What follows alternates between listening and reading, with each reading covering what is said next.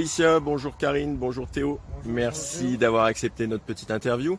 Alors, comment se passe la reprise de l'entraînement après cette longue période de confinement?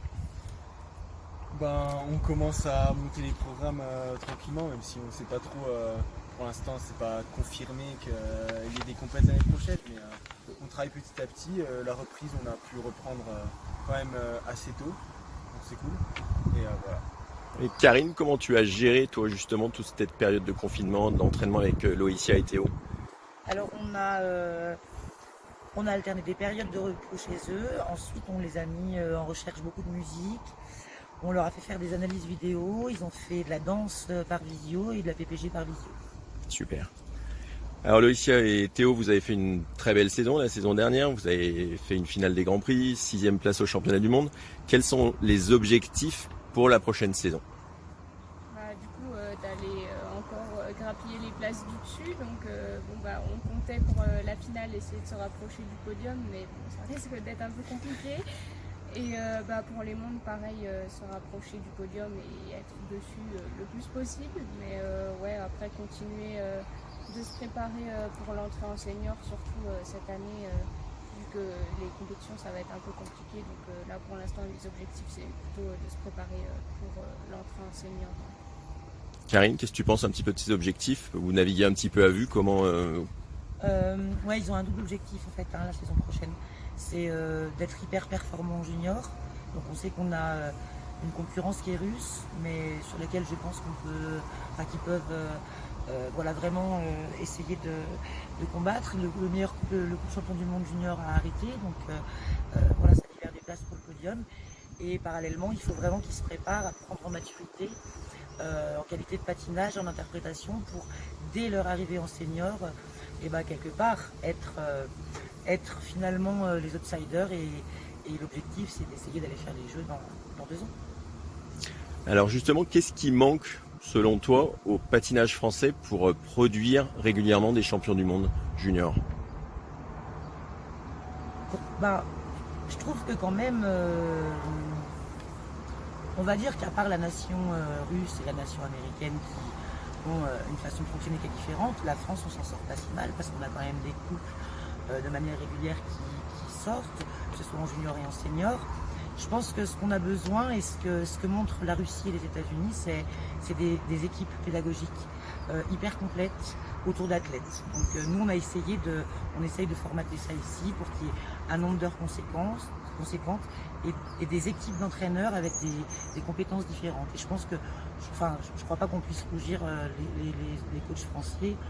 On n'est pas plus bêtes que les autres, à mon avis. Tout à fait. Alors Loïcia et Théo, à quel âge avez-vous débuté le patinage? Depuis combien de temps patinez-vous ensemble? Et pourquoi avoir choisi Villard-de-Lans? Alors moi j'ai commencé le patin à Belfort à 3 ans, donc mon père il entraîne, ma mère elle entraînait avant. Je suis un peu né avec les patins aux pieds, Et du coup, on est venu à Villars tous les deux en 2015 et moi personnellement j'ai choisi Villars parce que c'est sorti d'une discussion avec à l'époque c'était Catherine Villers et Madame Papadakis qui m'avait pris ils nous avaient pris avec mon ancienne partenaire avec Jade pour nous dire vous faudrait que vous continuez l'année prochaine, faut que vous trouviez quelque chose, pourquoi pas aller à Clermont-Ferrand, etc. Et après moi ça a commencé à me tourner la tête et j'ai vu je me souviens à l'époque Julia et Mathieu le progrès qu'ils avaient fait énorme en une année, et je me suis dit c'est à Villars qu'il faut que j'aille. Et puis j'ai bien fait vraiment de m'écouter. Vraiment. Alors Karine, quels sont les points forts de Loïcia et Théo? Le fait qu'ils soient très différents. Le fait qu'elle ait quelque part une beauté et une froideur très slave, et qu'elle soit très perfectionniste, avec des lignes magnifiques, qu'elle soit très rigoureuse dans le travail, qu'elle soit très classe. Et lui, le fait que ce soit un peu un chien fou, on va dire, il est très intuitif, donc ça pose beaucoup de problèmes dans la gestion de l'entraînement, parce qu'ils s'engueulent beaucoup, parce qu'il faut qu'ils arrivent à trouver un chemin commun. Mais du coup, c'est un couple qui est très atypique dans ce qu'il peut représenter, avec des belles lignes, et qui a quand même des qualités globales, ils ont des qualités de puissance, de gestuelle, techniquement ils sont très forts, sur les éléments ils sont très forts, donc ils ont quand même beaucoup de qualités, je pense. Loïcia et Quel élément préférez-vous? Ou est-ce que vous avez des difficultés ou des facilités sur les éléments techniques? Moi j'aime bien les porter, je pense qu'on aime bien essayer les nouveaux aussi et sinon les séries pas où on peut travailler vraiment Moi, c'est pas ensemble.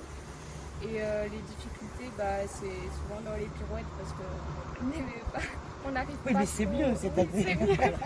On n'arrive pas trop à faire des positions différentes tous les ans. Donc là, cette année, on a réussi à en trouver une nouvelle. Donc ça progresse, mais ouais, je dirais plus cet élément-là où tous les ans, on a du mal à progresser dessus assez rapidement.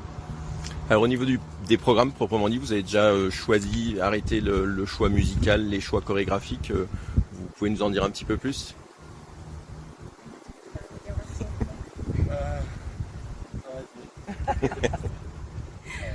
Du coup, pour la short, je pense qu'on va garder la même que l'année dernière.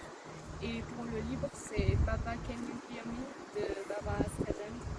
Voilà, et c'est toujours la même musique qui est retravaillée par Hugo Schriner. Super. Un travail incroyable sur la musique. J'ai été bluffé quand je l'ai entendu là. On a hâte de découvrir ça. Merci beaucoup, bon courage pour l'entraînement et puis à très bientôt. Thank you.